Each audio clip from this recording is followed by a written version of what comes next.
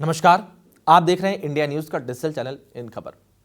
आज हम बात करें प्रधानमंत्री नरेंद्र मोदी के सत्र के बारे में। उनका संसद का सत्र यानी कि दूसरी बार लगातार उनके संसद का सत्र आज से शुरू होने जा रहा है। तो अगर बात की जाए कि आज इस सत्र में क्या होगा और कैसे ये सत्र पूरा होगा, इसके बारे में सबसे पहले बात करते हैं। सबसे पहले मैं आपको बता दूं इस सत्र के बारे में। तो ये संसद का सत्र कुल 40 दिन का होगा और आज इसका पहला दिन है, यानी कि सोमवार 17 जून सत्र का पहला दिन तय किया गया है। और आज के दिन क्या होगा वो महत्वपूर्ण बात है, मैं आपको बता दूं। आज के दिन सबसे पहले हमारे देश के राष्ट्रपति रामनाथ कोविंद जी आएंगे और वो संसद के जो प्रोटेम स्पीकर चुने गए हैं उनको शपथ दिलाएंगे। इसके बाद जो प्रोटेम स्पीकर हैं वो बाकी जो संसद के में चुने हुए लोग आए हैं, जो निर्वाचित लोग हैं, उनको शपथ दिलाएंगे। अब अगर बात की जाए प्रोटेम स्पीकर के बारे में, तो प्रोटेम स्पीकर को चुना गया है मध्य प्रदेश से जीतते हुए आते हैं बीजेपी के नेता हैं वीरेंद्र कुमार। इनको चुना गया है प्रोटेम स्पीकर के रूप में।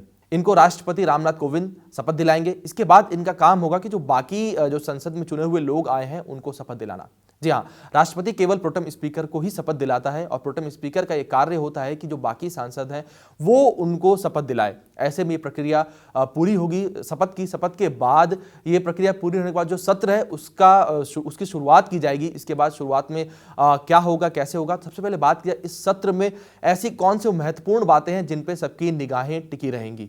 इस सत्र में मोदी सरकार 3 तलाक, केंद्रीय शिक्षण संस्थान, नागरिकता संशोधन जैसे कई अहम मुद्दों पर बातें करेगी और सरकार ये सारे मुद्दे पेश करेगी। और इसके बाद जब ये पेश होने के बाद अगर ये बिल पारित हो जाता है संसद में, तो 45 दिन के अंदर अंदर मोदी सरकार को इसको कानून में बदलना होगा। अगर मोदी सरकार ऐसा करने में असक्षम रहती है तो जो भी ये बिल पास हुए हैं वो रद्द हो जाएंगे अपने आप ही। जी हाँ, अब आप सोच रहे होंगे आखिर ऐसा क्यों? अगर जब संसद में बिल पास हो गया तो वो रद्द क्यों होगा?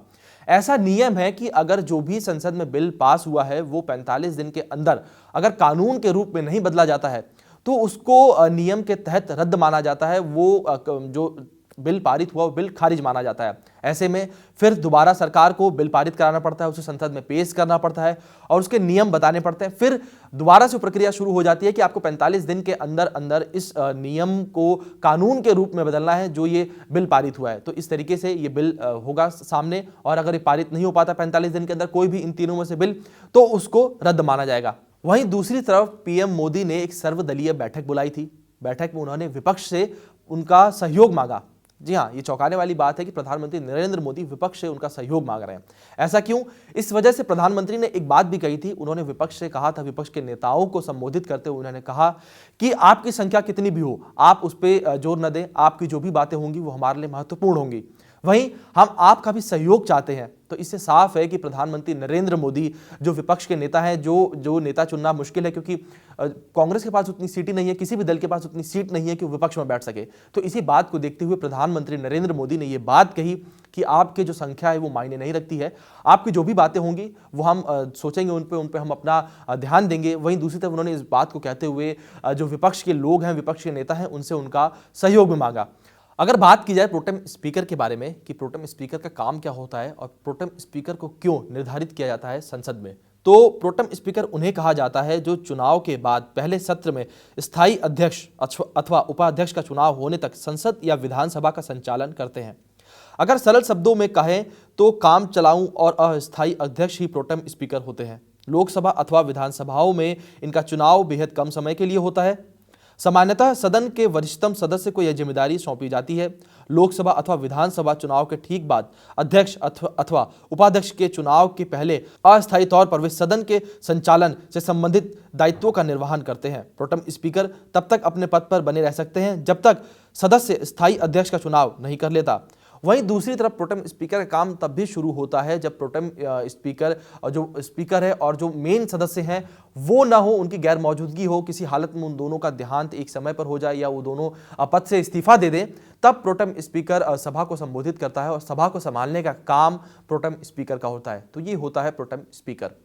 वहीं अगर बात की जाए प्रोटेम स्पीकर की शक्तियों के बारे में कि उनके पास कौन सी ऐसी शक्तियां होती हैं जो अध्यक्ष और उपाध्यक्ष के पास होती हैं और उनसे मिलती जुलती कौन सी शक्तियां उनके पास होती हैं, तो हालांकि लोकसभा अथवा विधानसभा में प्रोटेम स्पीकर की जरूरत तब भी पड़ती है जब सदन में अध्यक्ष और उपाध्यक्ष दोनों का पद खाली पड़ा हो। यह स्थिति तब पैदा हो सकती है जब अध्यक्ष और उपाध्यक्ष दोनों की मृत्यु हो जाए अथवा वे दोनों अपने पदों से इस्तीफा सेम समय पर दे दें। वहीं संविधान में हालांकि प्रोटेम स्पीकर की शक्तियों का स्पष्ट तौर पर कोई वर्णन नहीं किया गया है, लेकिन यह तय है कि उनके पास स्थायी अध्यक्ष की तरह शक्तियां नहीं होती हैं। जी हाँ, इनको एक तरीके से, जैसे प्रोटेम स्पीकर का शब्द है काम चलाऊं स्पीकर, तो ठीक उसी प्रकार काम चलाऊं स्पीकर के तौर पर प्रोटेम स्पीकर का इस्तेमाल किया जाता है और उनके पास अध्यक्ष और उपाध्यक्ष जैसी शक्तियां नहीं होती है। केवल उनको बैक एंड के लिए रखा जाता है कि अगर अध्यक्ष और उपाध्यक्ष की गैर मौजूदगी होती है तब प्रोटेम स्पीकर की जरूरत पड़ती है। तो कुछ इस हिसाब से सत्र शुरू होने वाला है। सत्र को लेकर जो भी अपडेट्स आएंगी हम आपको अपडेट करते रहेंगे। फिलहाल सत्र को लेकर तो यही अपडेट है। अगर आपको वीडियो पसंद आए तो इसे लाइक करें, शेयर करें और हमारे चैनल इन खबरों सब्सक्राइब जरूर करें। धन्यवाद। इन खबर चैनल को सब्सक्राइब करें और बेल आइकन दबाना ना भूलें।